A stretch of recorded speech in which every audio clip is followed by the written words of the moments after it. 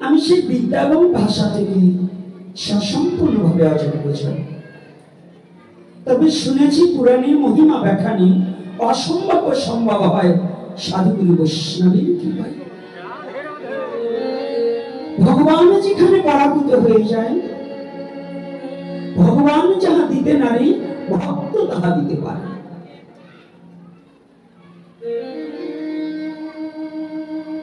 অনন্তকোটি ব্রহ্মাণ্ডের সর্বসর্বাচিনী, সর্ব অধীশ্বর যিনি, সর্বপ্রতিপালক যিনি, তিনি যেখানে পরাভূত হয়ে যায় সেখানে তার ভক্ত জয় করা কি সম্ভব?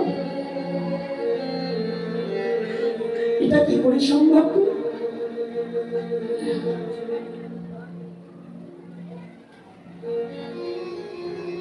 হ্যাঁ, সম্ভব। পিতা যেমন পুত্রের কাছে হেরে গিয়েও পিতা আনন্দ উপলব্ধি করে, তত্র পরম পিতা পরমেশ্বর ভগবান তার ভক্তের কাছে স্বেচ্ছায় হেরে গিয়ে ভক্তকে বড় করে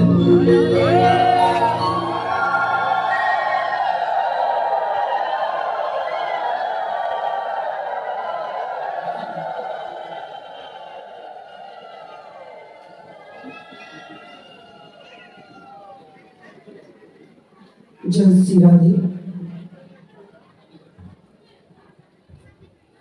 তাহলে এজন্যই শাস্ত্রকার বললেন, ভগবান যাহা দিতে নারে ভক্ত তাহা দিতে পারে। তাহলে ভক্ত কিসে দিবে? ভক্ত দিতে পারে না কিছু। ভক্ত তখনও দিতে পারে, শুধু একটা বাল্ব জ্বলে আছে, যদি সুইচ না দেওয়া হয় বাল্বটা যেমন আলো দেখা যায় না, ভগবানের কৃপা ভিন্ন ভক্ত কোনো কিছুই করতে পারে না।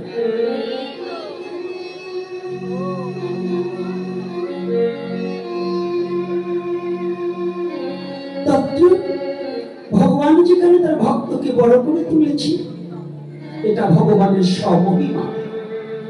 এজন্যই সনাতন ধর্মের শ্রেষ্ঠত্ব এখানে, যেখানে সনাতন ধর্মের ভগবান নিজে ছোট হয়ে তার ভক্তকে বড় করতে পারে।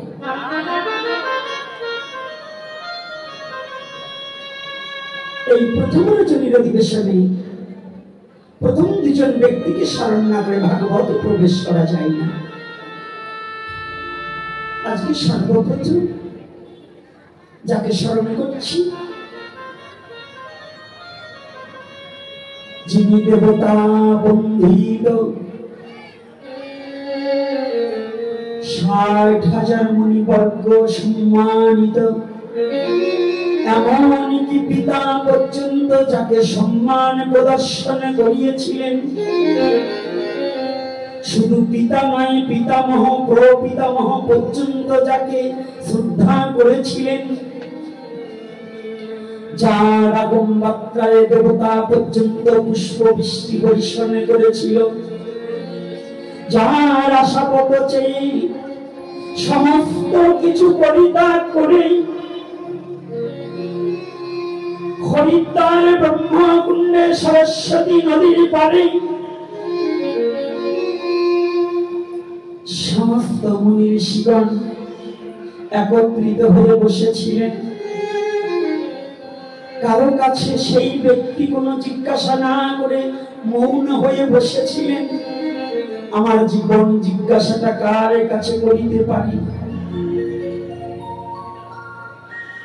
হাজার মানুষ থাকে, মনের মানুষটা সকলে নয়। মনের মানুষ সকলে কি গো বাবা? হাজার মানুষের মধ্যে মনের মানুষ একজন। ৬০,০০০ মুনিবর্গর পরিদল, ৬০,০০০ মুনির মধ্য দিয়ে কারো পদম্পনে তাকিয়ে অভিশপ্ত জীবনটার একটু প্রশান্তি আনার জন্য কোন লালসা যায়।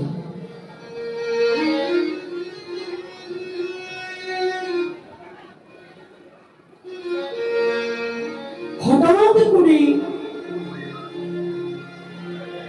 এমন একজন ব্যক্তি এসে উপনীত হয়েছে, সে ব্যক্তিকে যে মাতৃগর্ভ থেকে সমস্ত মায়া বলিতে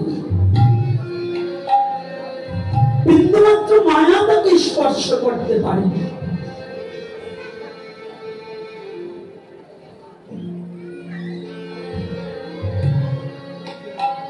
পৃথিবীতে যে জন মায়াকে পরিত্যাগ করেছে তার দেবতা পূজা করতে হয় না, দেবতা তার চরণ বন্দনা করে।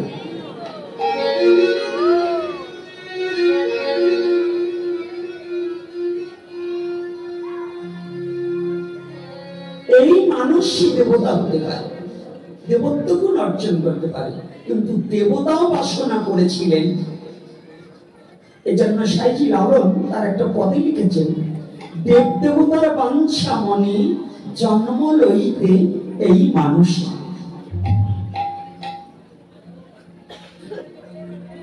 সে ব্যক্তি আর কেহ নয়, কৃষ্ণ দৈপায়ন বেদব্যাস স্বপুত্র শ্রীল সুখদেব গোস্বামী প্রভু।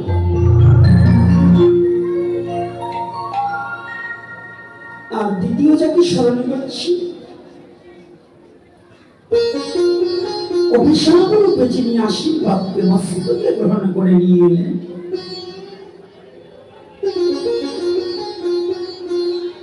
সে ব্যক্তি আর কেহ নয়, পাণ্ডুকুলের ভাব রাজাধিরাজ মহারাজ বলি। আমি প্রণাম জানাই যাচ্ছি পরপরকে, কেননা আলোচনায় প্রবেশ করতে হলে এদের দুজনকে স্মরণ না করে ভাগবতীয় কথায় প্রবেশ করা যায়। তবে কৃপা করবি, আমি হতভাগা দুরাচার আজকে সাধুজন সুবিজন যারা ছুটে এসেছে, যতটুকু সময় বসে থাকি আপনাকে নাহি করি প্রচার যেন সভা কারো মাঝে। যতটুকু সময় থাকি জাতির স্বার্থে, আমার ভগবানের স্বার্থে, আমার গৌরবের স্বার্থে যেন দুটো কথা বলতে পারে। আর আমার মায়েদের গল্প, ভক্তিমতী মায়েদের গল্প, মস্তক গুলো ঢেকে বসতে হবে, একজনেরও মস্তক ফাঁকা রেখে বসা যাবে না।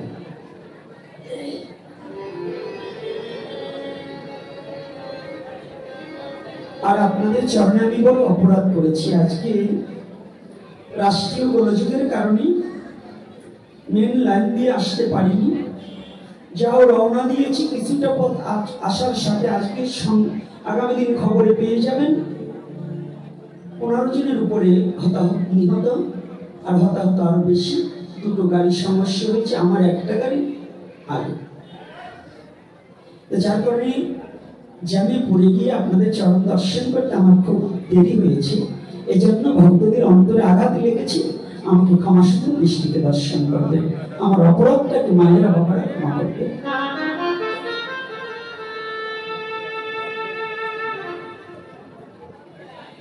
সমন্দ লইয়া ভজে তাহে কৃষ্ণ নাহি তেজে, আর সব মরে অকারণ। জগদীজি ভগবানের সাথে সম্বন্ধ গঠন করার একটাই ধর্ম শেখাচ্ছে সনাতন ধর্ম। যে ধর্মে জন্মগ্রহণ করে ভগবানের সাথে তোমার সম্বন্ধ স্থাপন করার মতো সুযোগ এবং কৃপা এবং ভাগ্য রয়েছে,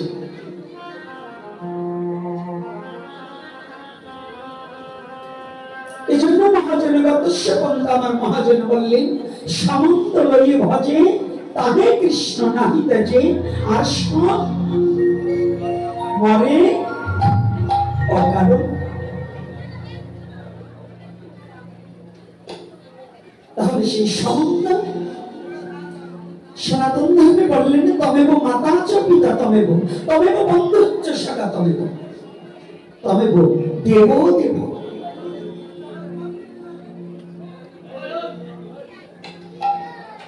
বক্তারা এই এরিয়ার মধ্যে এখন কিন্তু আপনাদের আলোচনা বন্ধ, এখন কোনো কথা হবে না, সমস্ত বন্ধ করে দিয়ে এখন একটু শুনুন। আগামী দিন আপনি সকাল থেকে যা বলবেন সারাদিন আমি শুনবো, আবার যখন আপনাদের কৃপায় এখানে আমি আসবো তখন গৌর হরি আমাকে দিয়ে যা বলায় তাই শুনতে হবে। এজন্য এখন নিতামি দেখালে কিন্তু কাজ হবে না, নিতা হবে আগে পরে, কিন্তু যখন হরি কথা শুরু হবে তখন আমার ভগবান গৌর হরি ছাড়া কোনো নিতাকে আমি মানি না, জানি না। কি রাধে রাধে সত্য না মিথ্যা বাবা? হরিবাসরে আমার গৌরী নিতাই, কলির যুগের নিতা আমার গৌর হরি, তাছাড়া আমি কাউকে মানি না। এরপরে দেখো সবাইকে রাধে। এই জন্য চুপ থাকতে হবে, একেবারে সর্বপ্রথম চরণ ধরে করিমানা, আন কথা কেউ বলবেন না, না হলে বাবা মাথি অন্য মামা আর মাসিও বলতে পারে। তাই যা আজকে সম্বন্ধ স্থাপন করার আগে রাধা মাধব কীর্তন করে আনন্দটা হৃদয়ে ভরে আজ হরি কথা শ্রবণ করে মধুর বৃন্দাবনে প্রবেশ করতে চাই। এই রাধা মাধব কীর্তন করবো, সকলের নাম খুলিয়া দেব।